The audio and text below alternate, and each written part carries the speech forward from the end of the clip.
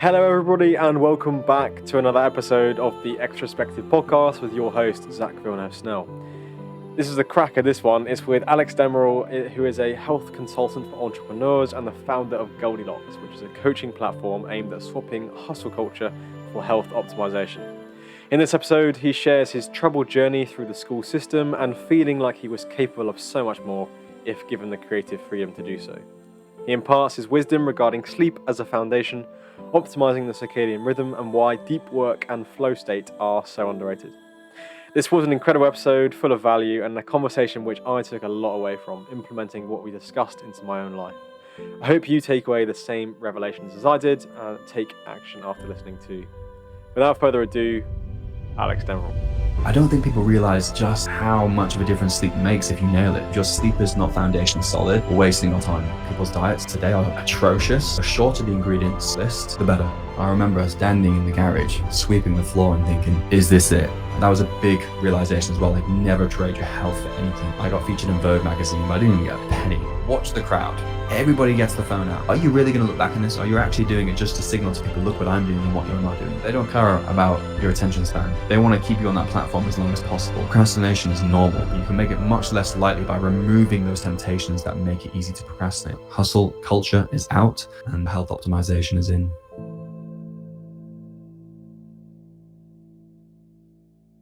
How's it going, mate? Fantastic, mate. How are you, Zach? I couldn't be doing better. I came across your work actually from a reel. Someone reposted one of your reels, didn't credit you, I don't think. And it was all about flow state and sleep. And it went viral. I think that must have been it. Dude, I was so pissed because they didn't tag me, and it was my own original video that didn't even go viral. And somehow they grabbed that, reposted it, went viral, and got all the credit. So someone commented, and then I DM'd them and said, wow. Could you tag the owner, please? So they tagged me eventually. Yeah, I mean, fortunately, I found you through that, and since then, I've been following your content. You post a lot about the importance of sleep as a foundation for health, whether that's with sport performance or with entrepreneurs and business leaders. You know, providing that baseline for them to operate at the best level that they can.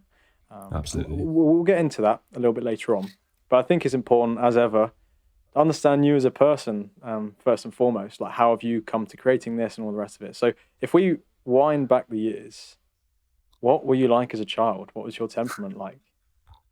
I was not a good kid, Zach. I was very hyperactive, very attention deficit, very still kind of am, to be honest, but especially when a child, always the naughty kid, always wouldn't do his homework. A lot of energy, really good at sports day.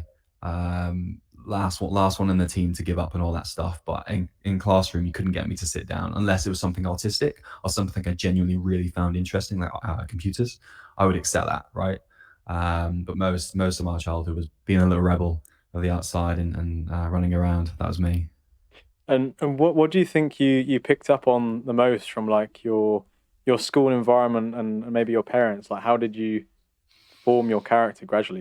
That's a good question. I haven't really given it much thought, but I would say off the top of my head, you learn very quickly, through trial and error, what people do and don't accept, both adults and children. So through that, you form your personality of not people pleasing, but I learned very quickly, like, not to cross the boundary, what is acceptable, what is not. And I learned it's better to befriend people than to have enemies and whatnot. So more of a, keep the peace where you can, ideally, and not using friends, but having friends is much more advantageous than not having friends or having the complete opposite. So that kind of fell into like being a little bit of the class clown as well, making people laugh also was a good way to get friends as well. So I think that's one thing I learned definitely is trying to make as much friends as possible. I know that in certain studies, they show that kids who go to nursery, for example, from the ages of, I don't know, like 3, 4, they have much more of a greater social circle later on in life, just because they get those social skills firing them a lot earlier. So, learning that quickly as a kid by trying to, be friends with people and whatnot is something I think is a really, really like underspoken skill, really. We're talking about social skills or soft skills. It's something I recognize quite early. You're much more, not powerful, but life is much better when you have connections and a lot of people to reach out to and work. Because companies and whatnot, they're not great by themselves individually if you split those people out, but collectively, that's when you achieve great things. And it's the same with anything else, like with my business as well, where we outsource. So yeah, I guess without driving too far from Sure, your question, sure. that's one thing I learned, definitely.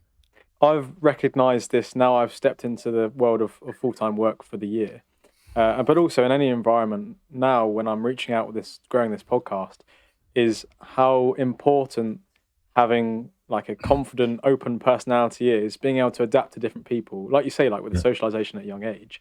But when you compare that with a lot of people, you realize that that's not just a universal thing. Like that's a skill that some people have and some people don't. And actually, I think it's one of the most crucial things. I think you can probably put more weight on that than maybe even the skill itself. Being Yeah. able to work in a team dynamically and deal with conflict in the workplace.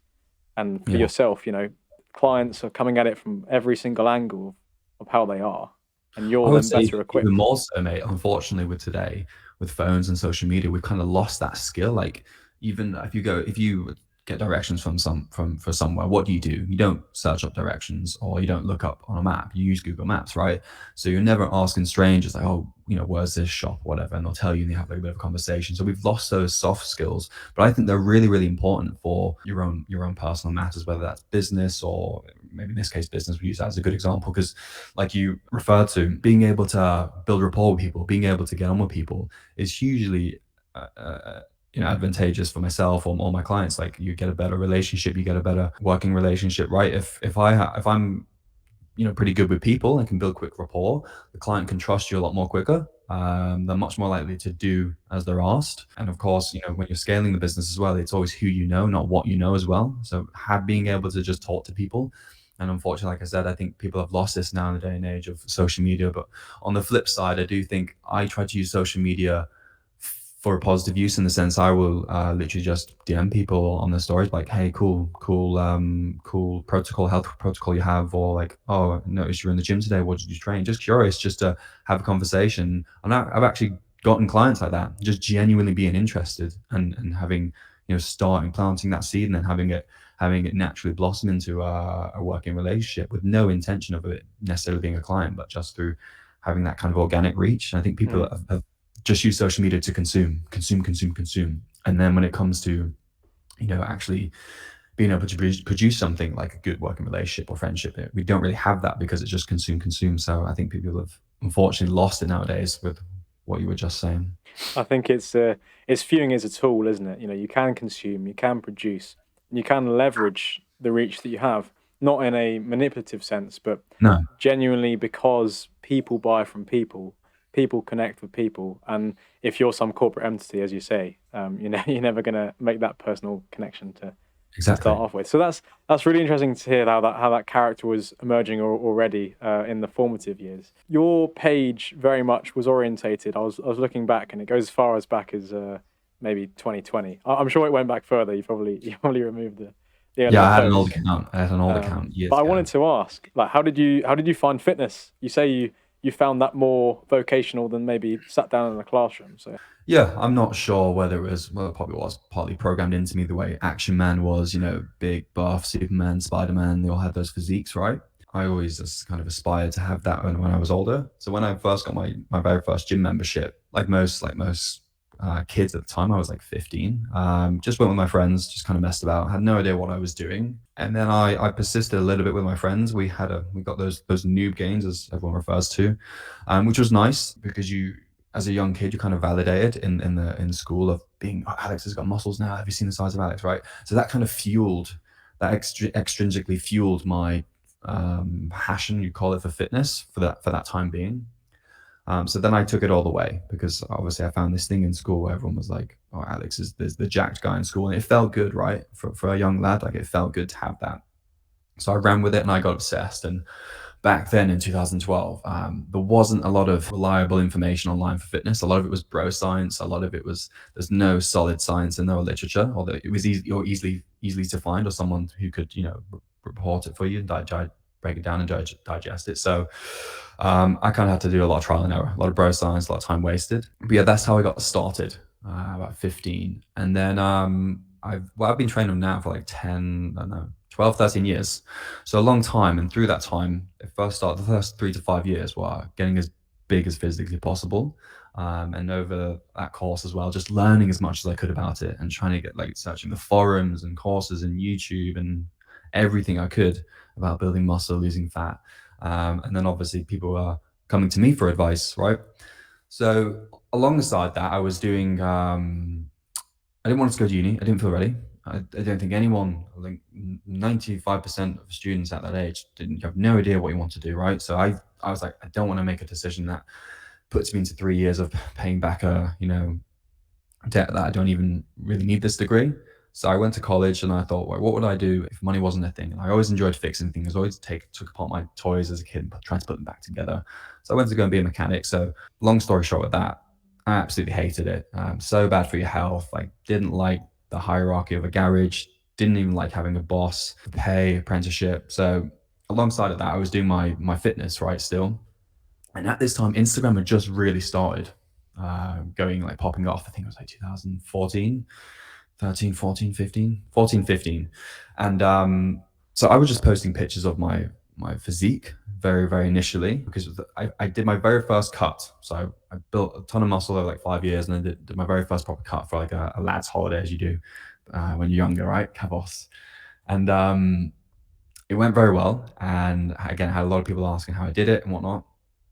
And I put my picture up and then that just got a lot of traction because at 21 at the time, I had like an insane physique, to be honest, for a 21-year-old. So that naturally grabbed a lot of traction. So I seen a bit of gap in the market because as I was posting these pictures and just kind of sharing my journey and my thoughts about fitness and the industry and whatnot, people were asking me like, do you do coaching? Like, can I be coached by you? And I was like, put two and two together. I was like, oh, there's a gap in the market for this. Because I see like you fast forward now to 2022 and it's like, everyone and their grandma wants to be an online coach. It's so popular, but back then it wasn't really a thing. So I was going to do that. I built my website out on Wix. I was going to announce it and have my first few clients. But then I got offered this job through Instagram actually for basically social media marketing because they wanted to have an insight of how a young person was growing their profile. And I would come to the company and show them how to kind of run Instagram. But that never really came to fruition like long term. It was never really a long-term plan. And again, I just didn't like the office antics or the hierarchy of an office and whatnot and having to play up to that. So long story short with that, I quit my job. I quit that job with no real exit plan, got fat and depressed. That was my own fault, self-inflicted, and then one step at a time, built myself back up my physique because we're kind of skipping a lot of chapters here, but I developed an eating disorder due to trying some modeling, trying to be really, really skinny, tried every single diet and protocol under the sun, just out of like, for fitness or health. So cardio or supplement protocols or keto or carnivore, done it all. And then I figured, when I got back into the gym and started buffing up a little bit, I had this opportunity with a group of friends to start basically a fitness website or subscription based. So you would pay monthly and then get access to videos, articles, everything we would have wanted to bring up not just your physique, but as a young man, your mindset, how you should articulate yourself in this world. So long story short, I had to leave that for this now that I do today, because this started to take off quite naturally. I had to come to a decision. Do I want to continue doing this? Which, to be honest, is a bit of a younger crowd. And now I'm 28. Or do I want to do my thing and be selfish and let this flourish? And I've got a good feeling about it. So I did the latter, and here we are today, if that's the story you wanted from where we started and where we are.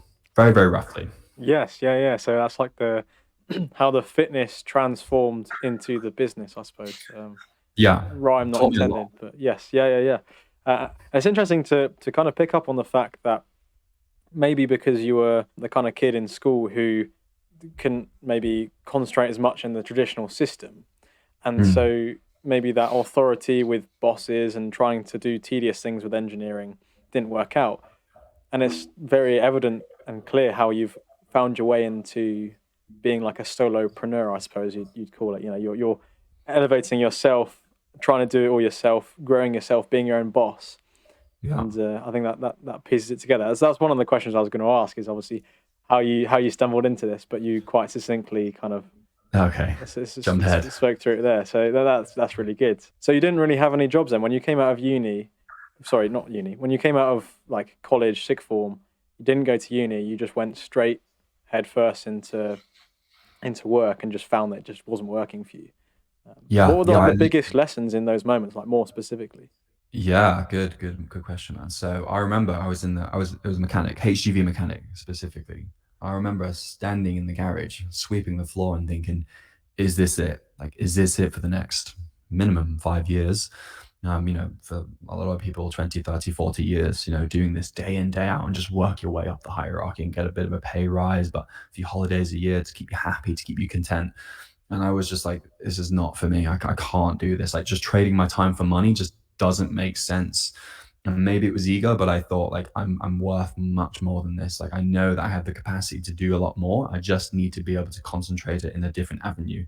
I knew I wasn't a dumb person. I didn't have the right guidance, right? Because I knew I excelled in certain things when I was, when the opportunity was there, when it was right, computers or drawing or arts or sports, right? So I just needed to find the right vehicle or medium to do in that. So when I was in that garage, that was a big lesson for me. Was like, you are not going to get financially free like this. You're not going to be able to. Well, for me personally, I was not going to be able to live the life that I wanted to doing this route of just getting your qualification and earning your time in the trenches and as an apprentice and then working your way up. And then the plan was to go to New Zealand, and because there was a lot of money at the time for HGV mechanics, but technicians, but it just wasn't worth my health. And that was a big realization as well. Like, never trade your health for anything. Like, I was breathing in fumes, covered in oil, like nearly lost my leg because it got infected. Like, long story.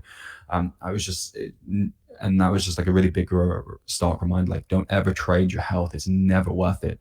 And a lot of these mechanics around me were like, what are you doing here? Like, you're young, young, healthy, young lad, aspiring, and you're doing this job. And I was like, yeah, but it's all a means to an end with this technician in New Zealand. But yeah, to me, it was a very inefficient way and like a dogmatic, dated way to make a living for me.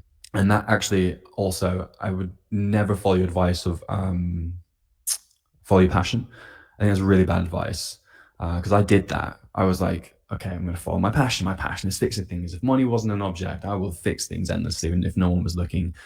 And I ended up hating and resenting my passion because I made it my job. So instead, I would say, don't follow your passion. Look for a problem and try to solve it. And through that process, you will learn to enjoy the process of like, now, I didn't actually think my passion, I wouldn't even call it a passion, but my job right now is helping people optimize their health, right? Primarily entrepreneurs, but I saw a gap in the market with like, it's a genuine problem entrepreneurs are having because they are just slaving away because if it's your baby, it's your business, you're going to be working like 12 16-hour days as much as you can, right? You'll be burning yourself out because you want this thing to work. So it's a genuine problem. So I'm not passionate about that necessarily, but it's a genuine problem with a gap in the market with a genuine solution that can help people. And if you're always willing, I always found that always seek to help, and you will always kind of get what you want through that, right? So always just doing service of others and going the extra mile. I've learned that as well. But to come back to your original question of those lessons in the garage, I think the main one is just don't settle for not average, but there's so much more you can do if you remove yourself from that environment. So I think it's called that tall poppy syndrome. So if I ever spoke about my aspirations about perhaps being an online coach or wanting to do more than a mechanic, or at the time I wanted to do modeling or something, I did a little bit, but nothing crazy. I got featured in Vogue magazine, but I didn't even get a penny. So I was like, after that, I was like, I didn't even get a penny for that. So I'm not doing this. So yeah, I would definitely not follow your passion, and try to look for more of a purpose and a problem to solve. And also, don't have those self-limiting beliefs just because everyone else around you has those beliefs. So it's like I was saying to you, I lost my point now, but the tall poppy syndrome. If you think you're above it, not think you're above everyone else, but if you aspire more than what everyone else thinks is possible, you'll be ridiculed, you'll be laughed at. That tall poppy will have its head cut off because it thinks it's perceived as, oh, you think you're better than someone just because you want to have this or X, Y, Z, or small town mind syndrome, it can be called as well. So that's that. They were the big lessons for me in that garage. Was you are a product of your environment, and it will set your beliefs subconsciously and unconsciously. So by removing yourself out of that environment, or influencing your environment, including your friends, where you work. The radio, like I personally, I don't like having the radio on. I really don't like how it kind of primes you to dread Mondays and like, oh, it's the weekend, let's go. And I really do believe in that kind of subconscious programming. I didn't like it, so I used to just I turn it off. I don't want to have that in my life to feel like I should be dreading Mondays because I love Mondays. I love working now. So yeah, they're my lessons, man. If that answers your question. Yes, yeah. I want to pick up on the slightly controversial advice to obviously like not follow your passions. Obviously, I understand from the perspective of not getting lost and then stuck without income just from pursuing what you hope, and in your way as well, pursuing something that then becomes your work, that then you become like you end up resenting. But would Yeah. you not say that in your fascination for fixing things, that is also then just transferred to not fixing people, but fixing systems within people's lives? So you have almost managed to find the intersection between your passion and the gap in the market. Would you not say that's the case? You could see it from that perspective for sure. You could see patterns emerging of fixing cars, then fixing or optimizing people for sure.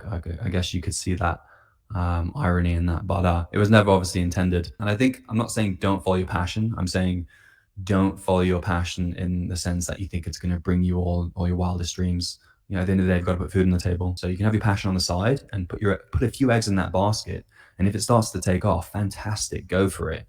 But I think you're living with your head in the clouds if you think, or you're living a delusion if you think that if you always follow your passion, that it will always work out, because oftentimes it doesn't. There's a reason why there's memes of people who say like, if you're an artist, it means, oh, actually, I work at a cafe or something, right? Because you've got to put bills on, you've got to put food on the table. Sorry.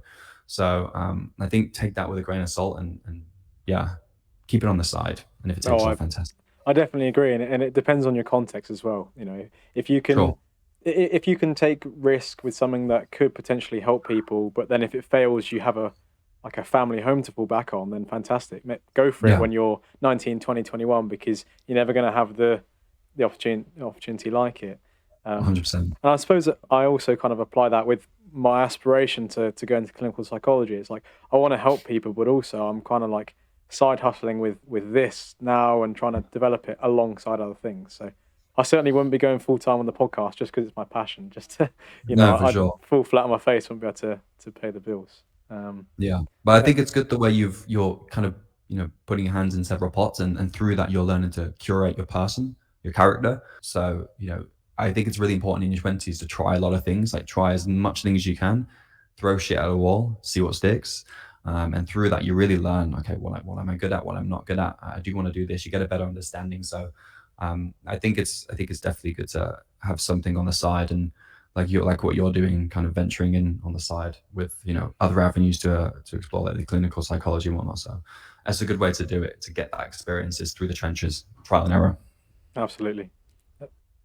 What do you think you've learned the most from your role, like working with clients? Like, what are the most common things you see, and how do you address them?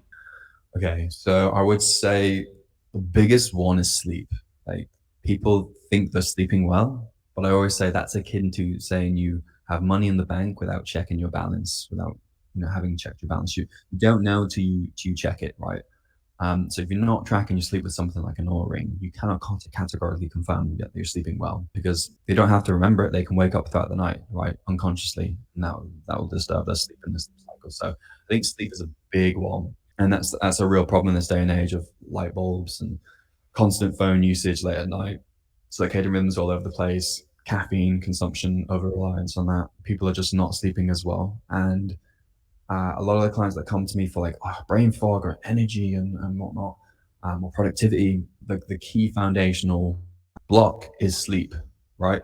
If we get this solid, then we can start to layer on the nutrition, the routines, the routines for the body and whatnot. But if your sleep is not foundationally solid, we're wasting our time. We first have to have the client acknowledge that their sleep could be better. So if they're self-reporting like, I sleep good, we don't need to go into that phase. It's like, well, we do, because if we don't check it, then we just don't know, and we need to just have just write the formal sake of saying we've definitely our sleep is good. So that is like the biggest one that I found for a lot of our clients is sleep. Another one is that often the case that they have the answers a lot of the times. Like they know what they need to be doing. It's just implementing it, right? And that's where we come in with this is like people often know the what. They just need help with the implementation of the what. So they know they should be sleeping 8+ hours. They know they should have a consistent bedtime and wake time. But they need help implementing that with their jobs or with their relationships, right? So it's just having someone accountable and just having someone to speak to on a week-to-week basis really helps with that. It's like when we're always really good at giving other people advice. If someone comes to us, like, oh yeah, man, just do this, break it down logically, X, Y, Z, boom. And then when it comes to us following our own advice, we have that blind spot.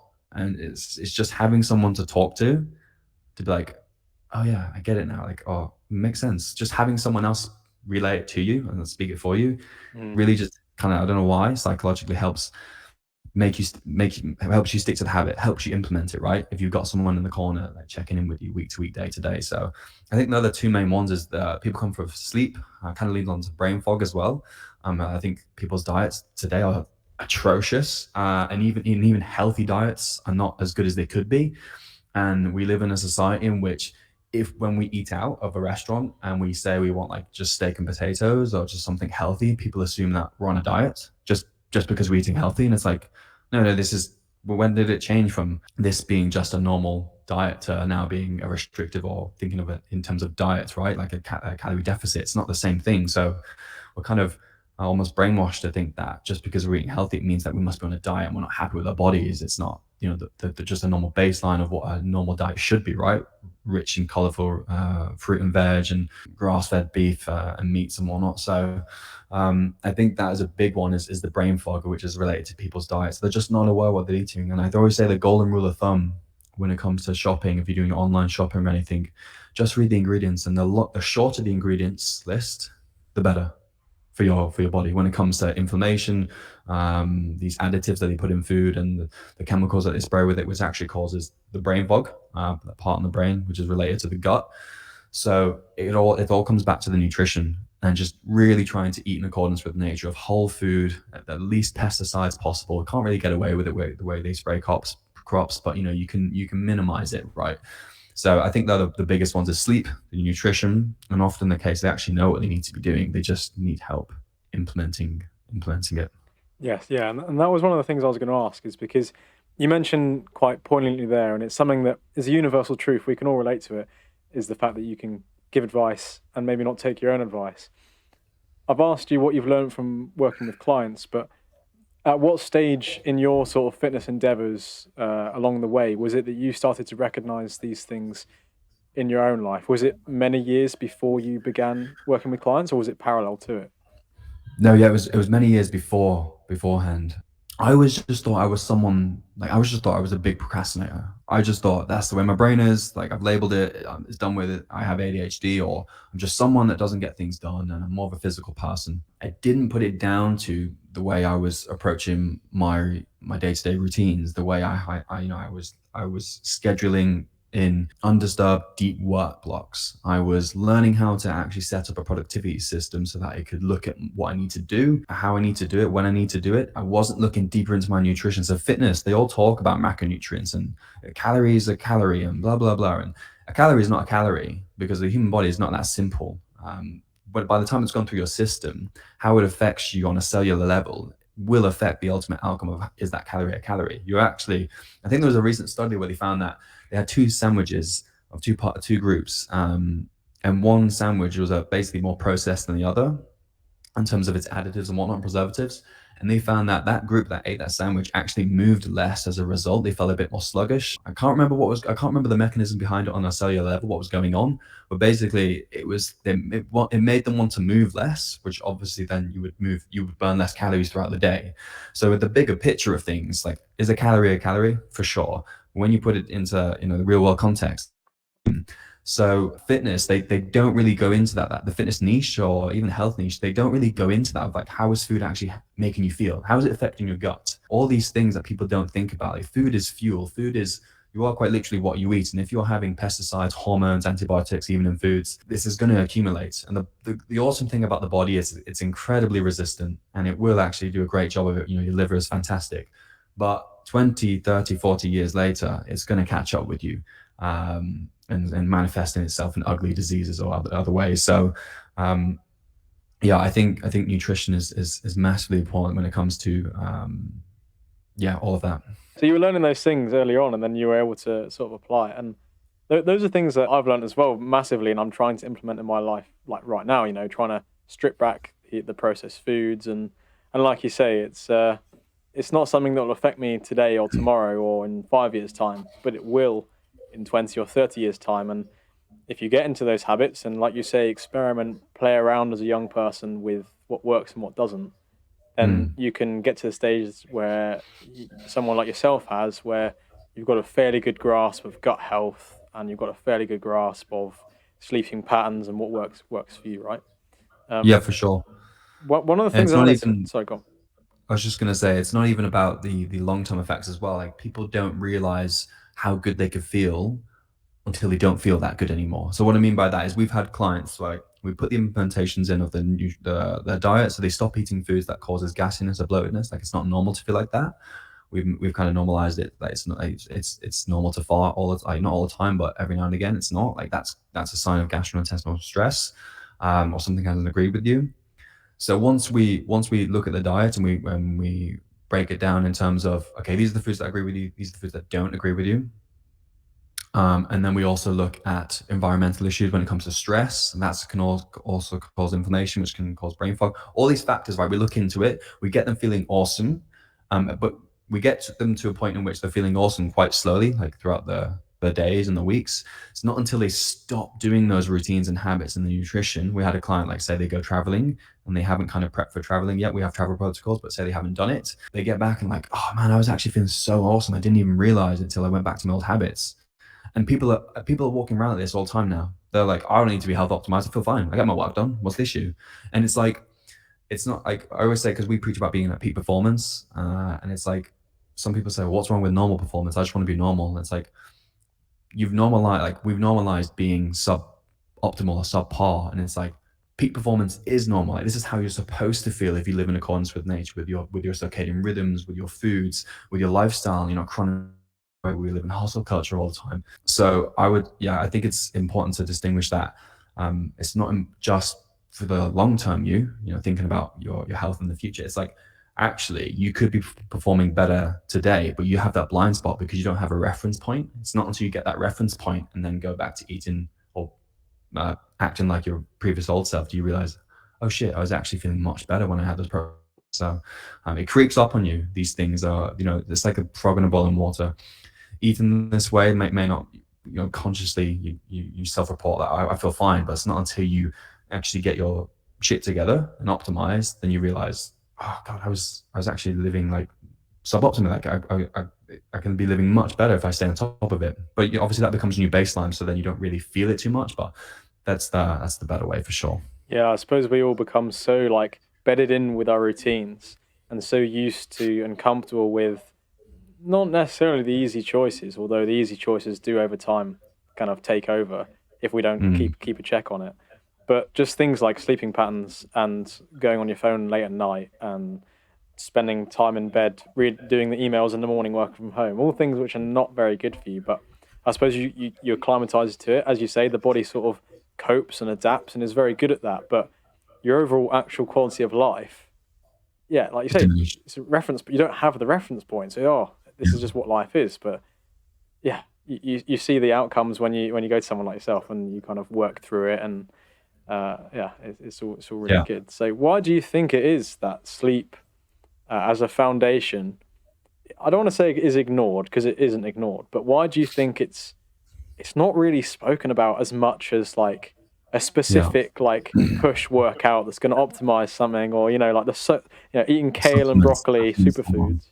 Sorry? Yeah. Or supplements, or detox foods are the Yeah, one, or yeah, yeah. It's all about supplements, the right? marginal gains, and people were talking about the marginal gains on 6 hours of sleep. It's like, Yeah. Yeah, it's so funny, that, isn't it? They look at the marginal gains, like you just correctly put, without, hang on a minute, mate, your sleep is foundationally shit. Like, let's sort this out first before worrying about even, say, supplements. Like, people love to go at supplements and they'll spend a ton of money on supplements, and it's like, you could have slept, which is also free and even better than the supplements. So I think the reason why that is multifaceted. I think number one, I think it's because it's difficult. It's difficult to sleep consistently and to do these boring things right. I'd say number two as well. It's number two is it's kind of it's not sexy to do these things, like to be going to bed at 9 p.m. and not watching Netflix with your partner or whatever, which I do, by the way. Like, I don't live like a monk, right? There's ways you can get around these things, circumvent it.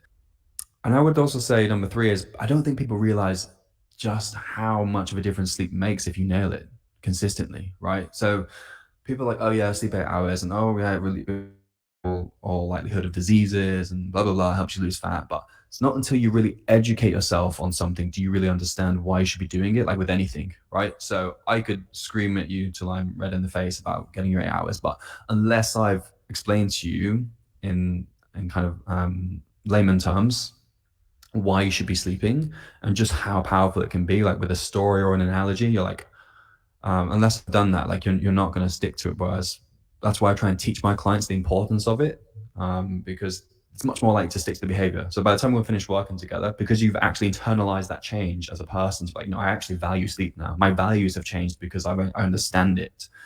Then you're actually likely to stick to it. I think also, so on a very like shallow level, people do understand sleep, but they don't really like they know about sleep, but they don't understand it, right? They know about sleep, but they don't understand just why it's such an amazing thing for your brain and body and for your life. So I think that's the three main ways, right?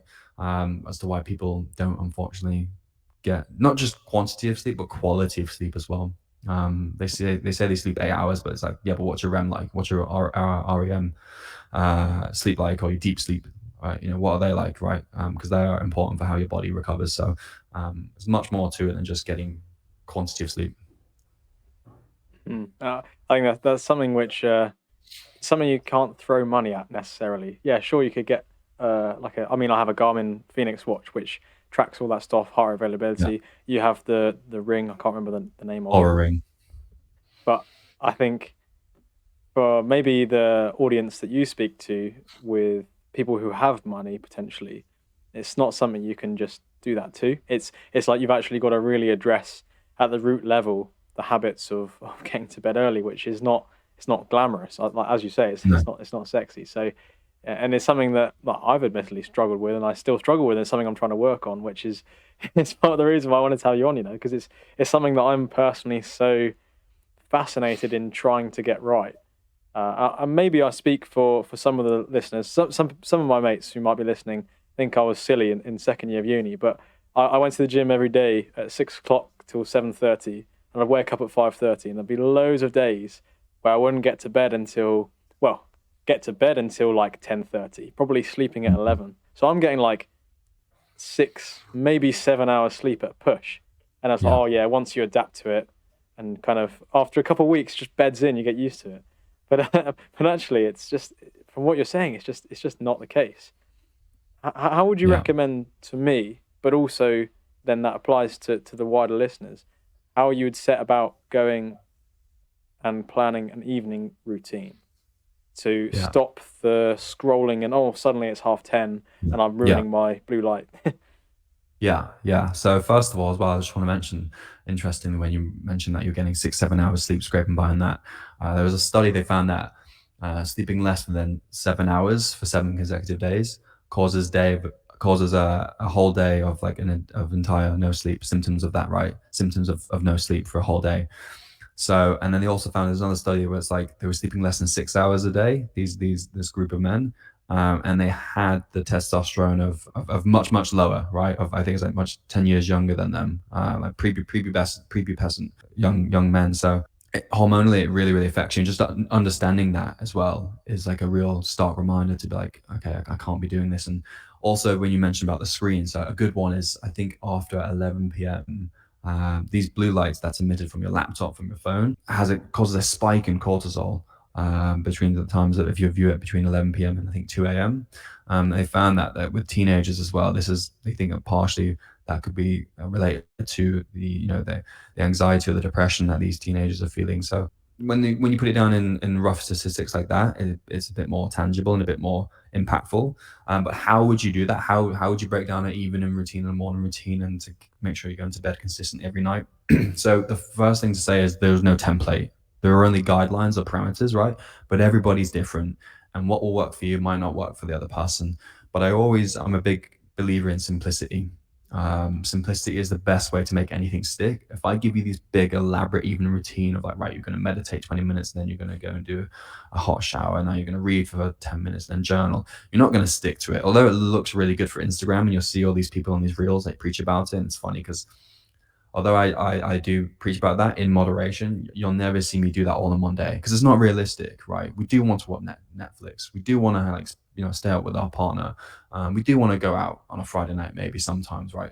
So it's about learning to integrate it into what is real life, because what happens is people get discouraged because they inevitably, they don't stick to it and they beat themselves up like, it doesn't work, so I might as well just throw the baby out with the bathwater. But so I would say find simplicity. So where we would start with a client, we always refer to it as syncing the circadian rhythm. So your circadian rhythm is responsible for how alert you are throughout your day, and also responsible for other things like executive function, decision making, that part of the brain that's associated with your circadian rhythm. So you need to get that in sync. And the two main ways you do that are through light. So in the morning, you want a nice spike of cortisol, right? And you will naturally get that, right? That's what wakes you up, cortisol. You want to start to improve that rise in cortisol by exposing yourself to sunlight within the first, ideally 60 minutes upon wakening. Natural sunlight is best outside. Sunlight through mirrors deflects certain rays of the light that is beneficial for us. So you need to be outside for that. Just 5 to 10 minutes. Just need to be outside for, nothing crazy. If it's overcast, maybe a little bit longer, 10 to 15 minutes. So that's the first way you want to start syncing your circadian rhythm. The other way is melatonin in the evening. So you want melatonin to do its thing, and the way you want to do that is by blocking blue light, right? So what I do with a lot of our clients, we call it biohacking the house. So what we do is we get them Philips red light bulbs or Hue bulbs, and you can time it so that they, after like a certain time when the sun goes down, those lights only go red. And you can also get ones that plug in to the ceiling as well, chargeable, if you don't want to kit your whole house out with these Philips Hue bulbs, because if people have a lot of lights, it can be impractical. So they're the two main ways we begin to sync the circadian rhythm. So I would say to you, okay, where do I start? Just start trying to sync your circadian rhythm so that you're more likely to want to go to bed at that time. So certain parameters like getting up within, like we just mentioned, within the first 60 minutes of the day, 5 to 10 minutes of sunlight. You want to ideally be waking up with a sunlight alarm. So an alarm that starts to make the room go brighter around the time that you want to wake up. And this is much more of a natural way to come up and will help avoid that morning grogginess if you're waking up mid-sleep cycle, because people have the stark alarms, which is horrible to wake up to. So that's the first way I would start it with a client. And then in the evenings, it's like, okay, Zach, now I want to start removing that blue light. So if you want to get some blue light blocking glasses, you can. Not everybody sticks to it. So the next best thing is to start getting those Hue Philips light bulbs, and just start thinking in terms of red light as well. So you can also set up apps on your laptop and your phone to only have red light, and also it's also the intensity of the brightness as well. So turn down the brightness of your TV as well. So if I'm watching Netflix with my girlfriend, I put the brightness down a lot. I'll put my red light blocking glasses on because I'm really into it, right? But not everyone's into that. So the bare minimum, least you can do is just put the brightness down. Just try doing that. And another one as well is just making it non-negotiable to not be on social media past a certain time. Because if you know yourself and you know how social media works, the guys who invented this stuff, they don't care about your attention span. They want to keep you on that platform as long as possible. They don't care about your sleep. They don't care about your goals, right? They're just doing the job. And they have some of the world's smartest psychologists designing these things to make it as addictive as possible. So if you're playing with fire, if you think that, I'll just scroll a little bit in bed because I can't sleep. I'll just scroll a little bit and I can't sleep. And then next thing you know, you're in like a Reddit forum, like deep into a Reddit forum or like YouTube or something, right? Watching weird memes, and you feel terrible and you just can't sleep. So put a parameter in. You can put app blockers in. What I like to do is I don't have my phone in the bedroom. We use our bed for just sleep and sex, and that is it. We don't have any TV. We just have our red light. I have maybe a book. and that is it. And people often say, "Oh, but I can't sleep when I'm in bed. Like I just can't sleep. I need to do something." The reason you can't sleep is because you began to associate your bed with these dopaminergic behaviors, such as your phone. So it's going to take a while to unwire that or to rewire it to something else, right?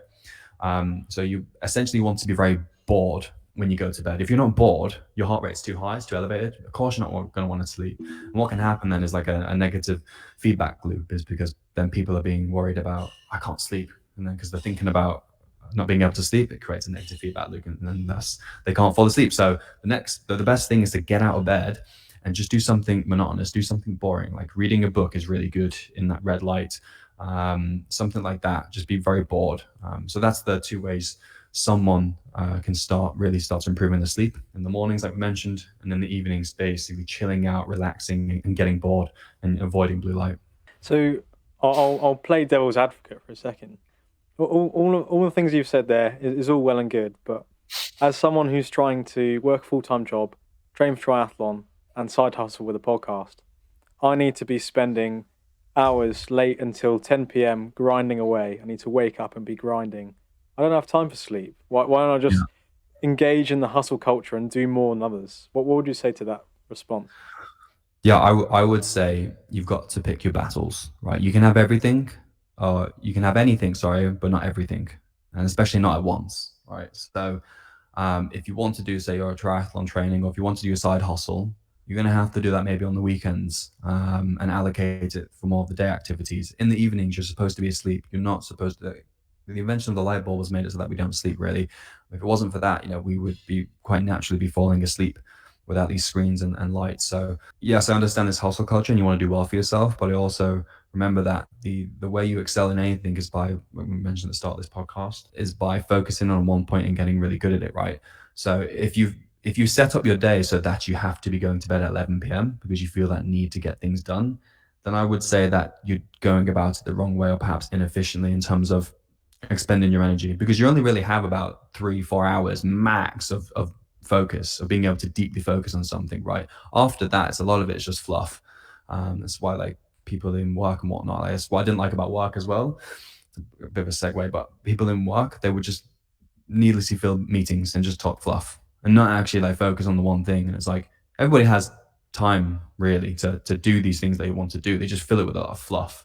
So I would say you probably need to we need to look at your weekly routine and find where we can optimize it, so that when it comes to your evening, you've actually got an hour to wind down, so that you can actually work better the next day. So you'll be a better athlete. You'll be better at work as well if you start taking that me time and thinking of it as like one step back, 10 steps forward when it comes to sleep. So it's like, think of the opportunity cost as well. So I know it feels like you think that I need to be doing this in order to excel, to get to where I want, but really it's costing you long term, because you're on a subpar level in terms of cognitive performance, because your sleep is not as best as it could be. So your sleep is number one, your sleep is non-negotiable, and your life needs to be built around that first, right? Not trying to build your sleep into your current life that you have. And if people say like, oh, but I do shift work, and it's like, well, you have to eventually start trying to look at ways to leave that job, because there's a reason why shift work pays a lot of money, because you're trading your health for the money.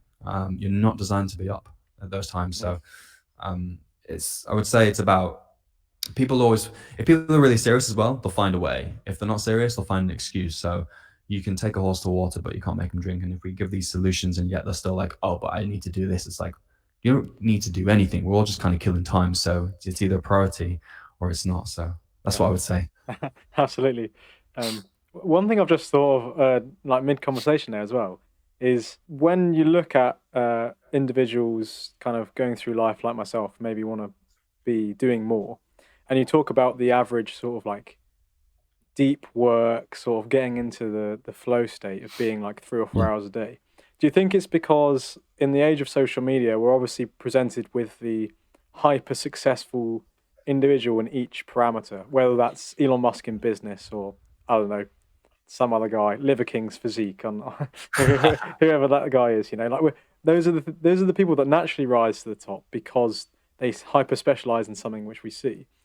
Do you Yeah. think then that like someone like Elon Musk has more ability to spend longer periods in deep work, or do you think that an individual like a normal guy Do you think it's possible, or do you think to follow your protocols of getting enough sleep and just being a bit more focused, but doing it less?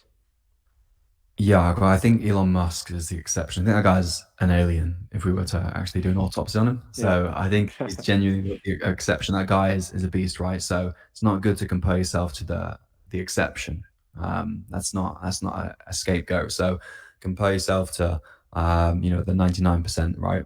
Because that's what's going to work for you. And um, I mean, I don't know Elon Musk's sleep, but I'm sure that if you were to prioritize your sleep, you probably would feel better. But I think that doesn't apply to 99% of people. So Sure. people will use that as an excuse as well. They use extremes like Steve Jobs and whatnot to validate their argument. But it's like these guys are the exception. And now what we're finding, actually, like Jeff Bezos and whatnot, these guys openly admit that I prioritize my sleep. My sleep is number one.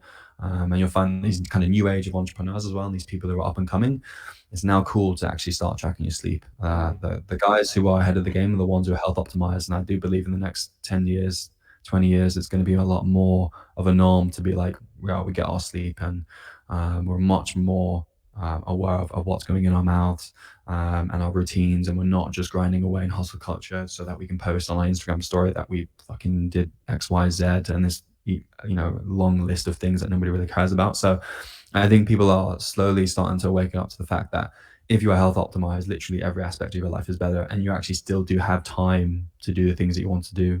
If you set up your life so that you feel like you need to grind away in order to be successful, I would say that's not the right way to live. I think health is number one. If you haven't got health, you haven't got anything. So, yeah, Elon Musk is the exception now.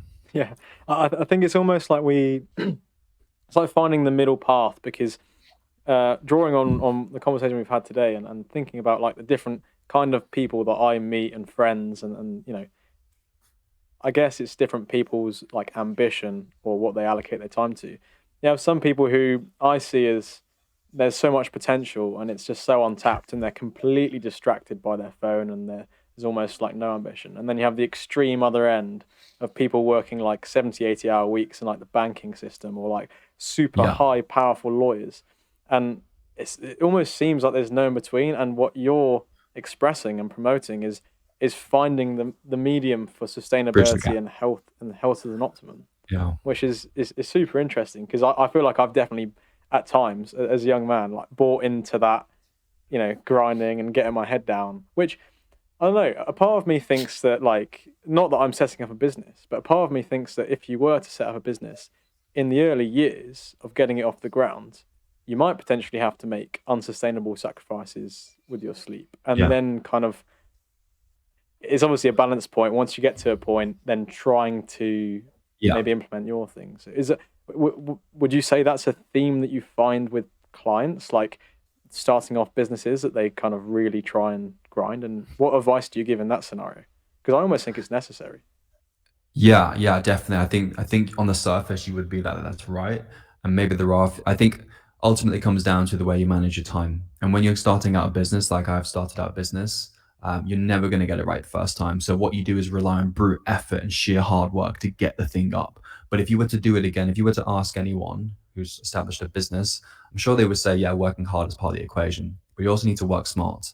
So you need to set up your day in a way that I set it up so that I get my deep work blocks in the morning, non-negotiable. I don't have any meetings in the morning at all. Like no meetings in the morning. Like, it's not happening. You can't book on for it. And I try to get at least like two 90-minute blocks of deep work in for that morning. If I've got that in, I know I've pushed the needle forward in my business, and I can sleep soundly knowing that what we did a good amount of work today, and I have not the rest of my life, but I have a large part of my life left to build this business. And also, I also think if it's not working with that input, then something in your system is not optimized in terms of trying to build that business up. Relying on brute hard work and all-nighters and caffeine just to build a business, although it can absolutely be done and people will think that's the way, I would say it's a fallacy. I honestly think the new way of building a business is being health optimized, because the business prospers long term and you remove yourself as the bottleneck. Because what will happen is, sure, maybe you can get away with a few sleepless nights and whatnot, and abusing your body, but long term, again, if you're ingraining those habits,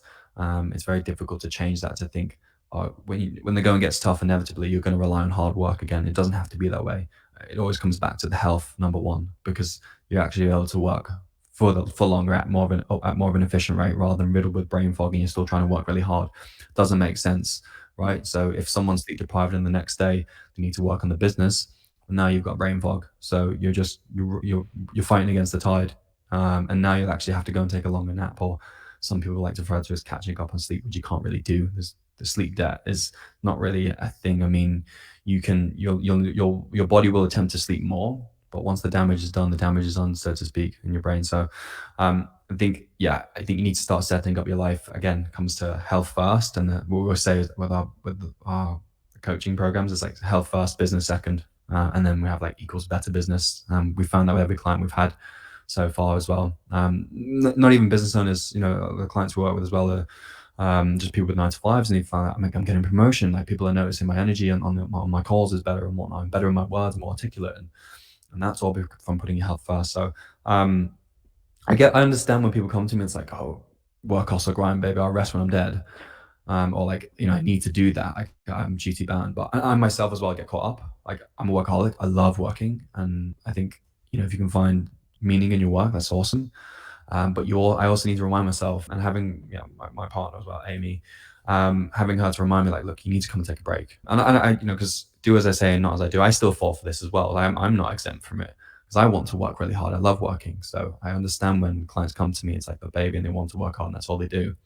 But you also need to remember that, look, you need to just take a little 10-minute walk. You'll feel much better. I know it feels like you're not being productive, but sometimes being lazy is productive. And sometimes, or maybe a lot of the time, that is the way to push your business forward, to have those new insights and whatnot by just stepping away from the desk for a little bit and being refreshed. So I think hustle culture is out and health optimization is in. That's definitely a trend that I am glad to see and that I am seeing is that I don't want to say holistic because that just seems like a, online health coach, like the typical stereotype of a TikToker who doesn't know what they're talking about, but a holistic approach to individual context and sustainable performance, I suppose, if I was going to try and sum it up. I realize we kind of brushed past Yeah. the deep sleep, not the deep sleep, the deep work topic, which might surprise some of the listeners as to, you have the traditional 9 till 5, you clock in, you clock out, there's meetings, there's work chatter in between. What is it that you mean by like deep work and flow state, and how can we like maximize that for our outputs? Yeah. So number one, when it comes to deep work and getting into those flow states that everyone refers to, is solitude. So you need to be undisturbed for your brainwaves. After about 15 to 20 minutes of undisturbed work, your brainwaves shift from beta to alpha, and that's a genuine. I made a video about that, and everyone was like, "Oh, I stopped believing in this when you mentioned beta to alpha." But I'm not referring to like a beta male, alpha male. I'm referring to they measure this in brainwave readings, right? So that point occurs after about 15 to 20 minutes of undisturbed work, like no notification, no looking out the window or something. And you can often attest to this flow state. People have had this, right? The easiest way to get into flow state is extreme sports, which is why people love doing it, is because you're forced to be present. Otherwise, you're going to fall off the surfboard or you're going to fall off the mountain bike. So people can experience this as well through like drawing as well. So for me, if I'm editing something, or if I'm like today, I've been building my website, designing some of that, and I love designing things. I've always enjoyed it. Time dissolves for me. Like I'll be editing or doing that, and 2 hours will be like boom, gone. And I'm like, where the hell did that go, right? So that you can put that down to flow states, right? And the more you can get into flow state, that's where you're kind of unlocking like untapped potential within your creative faculty, right? So I would say to people who are looking to get into flow states as well, you need to start thinking of solitude. Like, where can I go where there's no distractions, like noise cancelling headphones, coffee shop if needs be, right? Because not everybody has the luxury of being, I won't call it luxury, but has the opportunity to be self-employed and to be able to pick their hours. Maybe you have a normal 9 to 5, that's fine. But like things like open office spaces, like the worst, because you never get anything done. Someone comes along and starts talking to you and then talking about whatever, and you're never going to get any deep, meaningful work done. And that's where you start to really deep work is where you stretch the muscles of your brain, your creative outlets, right? That's where you're starting to stretch yourself and learn and then rewire your brain. So if you're not tapping into that, you're kind of missing out in terms of what can you really do when it comes to getting things, or when it comes to being able to focus on a task, right? So think solitude. Yeah, I would always say noise cancelling headphones. Binaural beats can be very effective for some people. I like to use an app called Endel with our clients. That's Endel. It's free. Or brain.fm. A lot of people like to use that. And then set a timer. So I like to use an analog timer, but you can use also an app on your laptop. So something about analog is really nice and a bit more fun to use, which makes you more likely to do or stick to the task, right? So I like to do like the classic Pomodoro technique, like 30 minutes on, 5 minutes off, or 50 minutes on, 10, 50 minutes off, whatever, right? So by having a set amount of time on a task as well, you make it more likely to get into flow state, because you just say to yourself, I'm not moving from this desk until words start coming out on this document, right? Until that timer goes down, they can have a break. Eventually your brain, if you don't have your phone next to you, if you don't have these distractions next to you, you will start to do the difficult task. The reason why people can't get into flow states as well is because it's difficult. And if you notice, whenever you face a difficult situation or task, you will want to procrastinate. Procrastination is normal, right? But you can make it much less likely by removing those temptations that make it easy to procrastinate. So the biggest one, again, is your phone. People start actively procrastinating, as we call it. Or so what they'll do is like they'll start clearing out their inbox, or start making a logo when they don't need to do that, right? So you need to start thinking of constraints and start keeping yourself accountable of what have I actually set up on my to-do list today that I need to get done.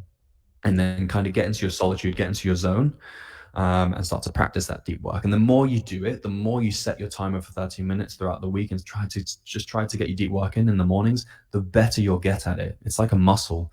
So that's what I would say to someone if they're looking to get into deep work. I think that was that your question? Yeah, Roughly? yeah, it was. That was a great answer. And I think it's interesting you mentioned the Pomodoro timer, because it's something that I experimented with when I was like doing my second year exams, and Yeah. I just didn't get on with it. But I think it might have been because it was too short, potentially.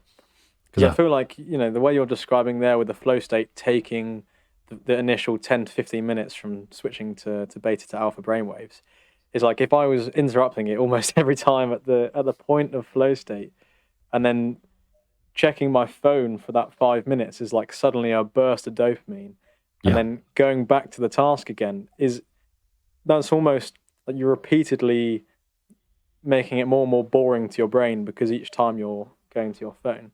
So is that something that you'd say like you'd want to increase that time to, like, if you can, to, like you say, 50 minutes, 60 minutes at a time?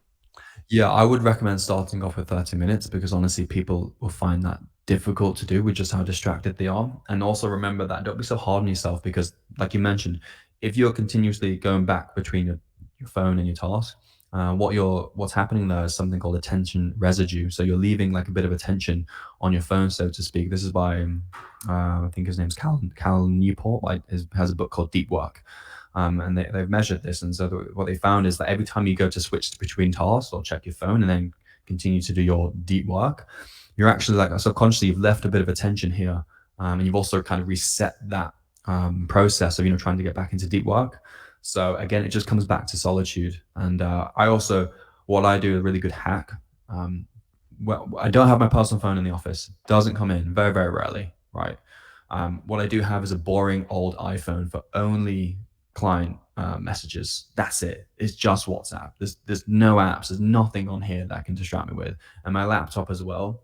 I have, because I love YouTube. I love learning. I love going on YouTube and whatnot, and go down a rabbit hole with that. But I also know that I'm human, and I will also, again, these things are addictive with recommended videos. So putting an ad blocker on that and making sure I don't unnecessarily go on YouTube, because maybe you need to go on YouTube to search something in, so you can have just the search bar. I think if you want that app, it's called, you can get loads, but I use DF Tube, distraction free YouTube. I'm going to make a note.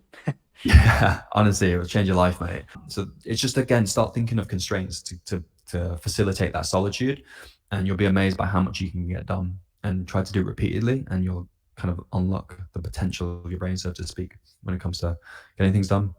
Yeah, yeah, and I find it hilarious to myself as well. I'll go on to something with the specific intent to maybe send another outreach DM for a podcast, or maybe like create another reel, for example, or post something, and I'll Yeah, go onto the app for that intent, and then I'll be like 15 minutes later, I would have been like looking through different reels and things. And do you find that something that you still yourself you get sucked into? 100%. Because obviously with probably more so with yourself, your work and your exposure to clients is on social platforms. You're creating reels, 100%. educational Yeah. reels.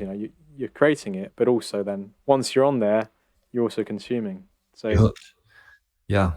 Yeah, yeah, I'm not absent from this. I'm human. Like I said, I'm not exempt.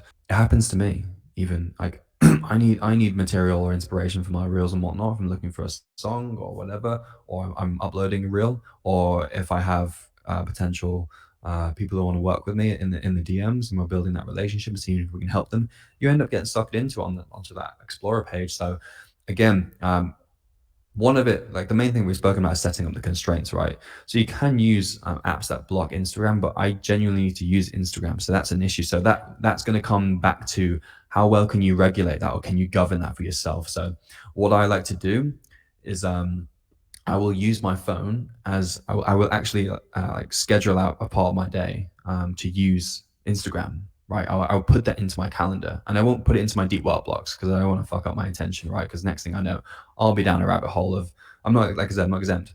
So I'll do that what we call like shallow work blocks, usually in the afternoon or evenings, where you're kind of running out of steam. So we allocate that in there. So that might be for an hour, maybe two, or split that in between, of course. And that's when I'll do it. And I'll make sure I'll do it somewhere where I'm not likely, like I'll never do it like lying down in bed.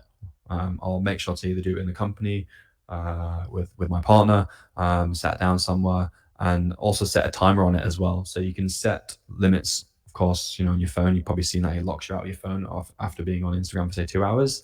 So I'll be aware of that. And you could also use like if I was say I want to get back to all my DMs, use that Pomodoro timer. I use that analog timer and be like, okay, I'll just put that on for 20 minutes and get through my DMs as much as possible. So you're putting a constraint on that, right? By putting a timer on it and just practicing that self-discipline to say, look, when that timer's up, you've got to put it down. Otherwise, you know how this ends, right? It ends with you feeling shit about yourself because you can't get off that phone. So that really comes down to being able to govern it and making it less attractive. So just having someone else to keep you accountable really helps as well. If you're lucky enough to have someone to be mm, like, didn't you say you weren't going to go on your phone for more than 2 hours? Like, let's see your screen time. What we do with our clients is get them to send through their screen time on a week, and just having that someone to be like, why is this up to 8 hours again? Like, why are you on YouTube for 7 hours again? Like, oh yeah, okay. I'll make sure to make it my goal of the week. And next thing you know, they correlate. I noticed a direct correlation with someone's lower. The lower someone's screen time is, the better the sleep, the better their cognition, the better the mood, the more things they get done, just by tracking that metric of lowering your screen time. So really important. what's one sort of behavioral change that you've made in your life that was the most like challenging? Like what's the most difficult thing you've done to eliminate that you can see the benefits of now, do you think? One thing I've eliminated in terms like a bad habit. You mean? I mean, maybe. I guess that's what I've asked, but I just mean generally like the biggest thing that you've changed about maybe it's being on your phone late, maybe it's Yeah. certain routines or deep work. What's the biggest thing that you found as being beneficial? I think it comes back to the phone, to be honest, Zach. It really like the less I'm on the phone, the better I am in all aspects. Not to demonize phones, like I think phones are awesome, but again, it's just so difficult to govern because this technology is so new. There's no one governing this stuff, right? And like you said before, don't rely on discipline or willpower. Willpower's finite. Rely on constraints and set up your environment so that's more it's very, very difficult or easier. You want it to be easier to do the difficult thing or the thing that you want to do that you intend to do with your time. So I'd say that's the main one is staying on top of that because if you're not vigilant, you can fall back into just spending a lot of time staring down at these phones. And people are having like neck problems as well, just constant on the phones. And you're less sociable. Your social skills kind of go out the window. Your social anxiety increases. Fear of missing out. FOMO. You have that as well. So I think just being less on my phone and more present. Like I went to a festival a few months ago with Amy, and I tried. I always make a conscious effort to like if you go to a festival, go to a music event, or any kind of event actually, a street act or whatever. Watch the crowd. Everybody gets the phone out, and I'm just like, I know it's good to like you want to maybe look back on this, but really, are you really going to look back on this? Are you actually doing it just to signal to people, look what I'm doing and what you're not doing, right? So I always try to think like, don't let your ego do that. Like, It just triggers me enjoy so the much. moment. It triggers Okay? me so much. Yeah, But like when I go there and I'm like, the amount of times I did that when I was younger, like 15, 16, and I'd be somewhere and I'd be like out there with my phone. You never look back at that video. And now I no, don't do it. I look at everyone, I'm like, first of all of these phones are blocking what I want to see. yeah, And secondly, it's just frustrating. Like people can't live in the moment. Like, it's so yeah. annoying. Yeah, so I try and make a conscious effort to not do that. Basically, if I'm at a festival and you can see all these flashing lights and everybody's recording it, like you're not going to watch this back. Well, why don't you just enjoy it and just speak about it in a memory, like kind of traditional in that sense? And I think there's a lot to be. We don't do that anymore. So I think people are a lot less present as a result because like I can watch this back, or so it's just there's more negatives than there are pros. I mean, there's fantastic pros, right? I wouldn't be able to do my business without the phone, but you need to govern those negatives because they can quite literally wreck your life. I feel like a lot of the conclusions that you've come to and what you're sharing is all just doing what was normal maybe 100 or 200 years ago, less screen time, following your circadian rhythm, organic, whole foods where possible, Yeah. which, these things wouldn't have had to be things that we did in the past. So it's super interesting to hear that. What's advice that you would give to yourself when you were potentially like 10 years ago? And I know you grew up in a different context to what someone your age now would be. Yeah. But what would you say, given the fact that it's maybe they're at uni, maybe you have clubbing, which obviously are social events you want to do. That obviously, if you do that once a week, that just throws everything out because Yeah. you've got 4 hours of sleep and drunk all the alcohol. Yeah. How do you negotiate that with the social events and things which might conflict with the hypothetical ideal scenario of like 9, 10 p.m. every night? And Yeah. yeah, how do you contend that? Yeah. I guess this kind of comes to if you were to live a life in which you were set up to this machine in which it supplied the perfect amount of nutrients and vitamins at the perfect amount of time, right? The dosage and everything, and you got amazing sleep. Is that really a life? No, it's not, right? So on the other end of the spectrum, you could just be abusing your body and just getting as maximizing pleasure, minimizing pain, and that's not the right answer. So often with these things, the answer is in the middle. I just find that it's very difficult to find that middle with just how with the way society is nowadays, with all these distractions and alluring things like going out and whatnot, and drinking as well is like quite, especially in the UK, it's very normalized to be like, um, if you don't drink, if you say to someone like, "Oh, I'm good, I'm not going to drink tonight," like, "Oh, what's you on like a whole month of not drinking, or have you got an issue or a mental problem or something?" Like people think you have a problem with not drinking. Like alcohol is the only drug that if you say no to, people that you have an issue with. So I always just say like these things that we preach about, like peak performance and sleep and nutrition and putting your health first, they're always ideals to strive towards. So if you fall short of those ideals, that doesn't mean you failed. That doesn't mean the next day you just give up, right, and go back to partying or whatever it is, or like let the leaves fall where they may and be like, oh, it doesn't matter. You try again the next day, right? And you're strategic about these things. So I always like I'll go out, like I'll go to I went to a festival months ago, but I'll do it strategically. So for me, I mean, I'm at this point in my life now where I'm very career focused, and like the thought of going out doesn't even entertain me. I'm like, no, thank you. Like, rather not be. So I stood at a bar where all lads are trying to hit on girls and awkward dance moves. Like, it's not for me anymore. So I think if you're in that point though, where it's normal to want to enjoy that aspect of your life, go for it, right? But do try to practice moderation where you can. So still at least try to train. Try to eat healthy at least, just even though you're getting shit sleep, at least to still be trying to eat healthy, right? And if you can, I would say pick quality over quantity when it comes to those nights out. So I would rather refrain from going out every week or every other week, like a lot of people do, the same night, the same people, the same places. I would rather refrain from that and save myself for a kind of a big blowout, so to speak. So a good music event that we've actually all planned. And I'd be happy to sacrifice my sleep for that, because it's like, well, that is actually a really good memory that I'm going to take back. You don't remember those nights out every week every weekend at uni at the same bar, right? They all get conglomerated into one, right? So it's better to be quality over quantity. I would say to myself if I was younger, like, look, Alex, just save your money, go to this event instead, blow it, go to Amsterdam instead, right? You're much more likely to remember it, enjoy it, and actually you get better sleep and better health for it as well long term. So it's a win-win in that regard. That's what I would say. Absolutely. And it's funny that the question posed is all these people partying and what exactly are they celebrating?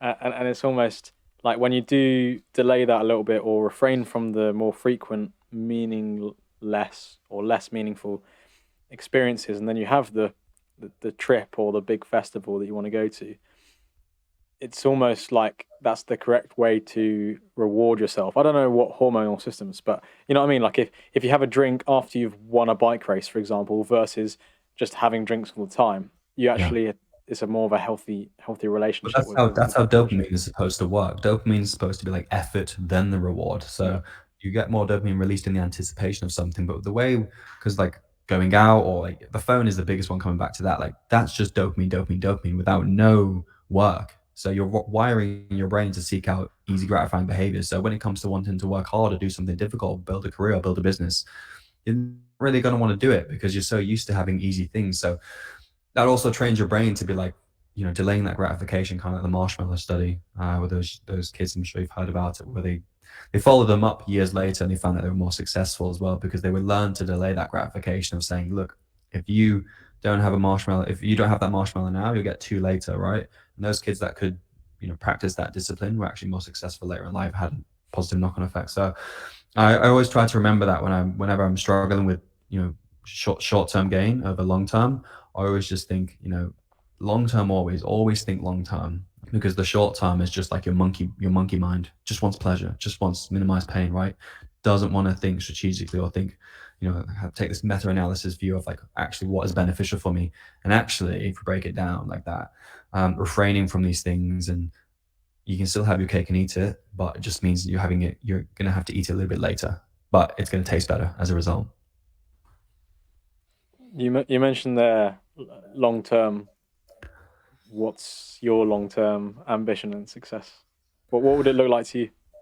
I think take this program and this coaching to recognized, like to be like the best, go-to health optimization program, not just for entrepreneurs, but we want to help everyone, get on this bandwagon.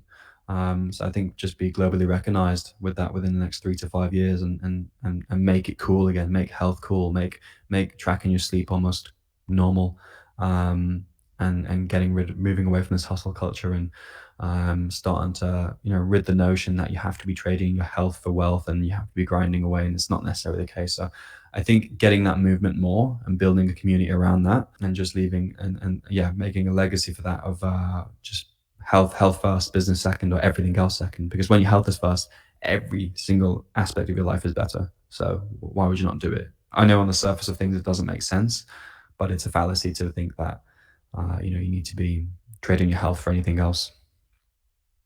I completely agree, and hopefully I'll begin to take more of your advice, which I feel like somewhere within me I know, but it's I need the reminders, I need that accountability and that testing, and I think hopefully not only myself but the listeners can really benefit from everything you've shared today.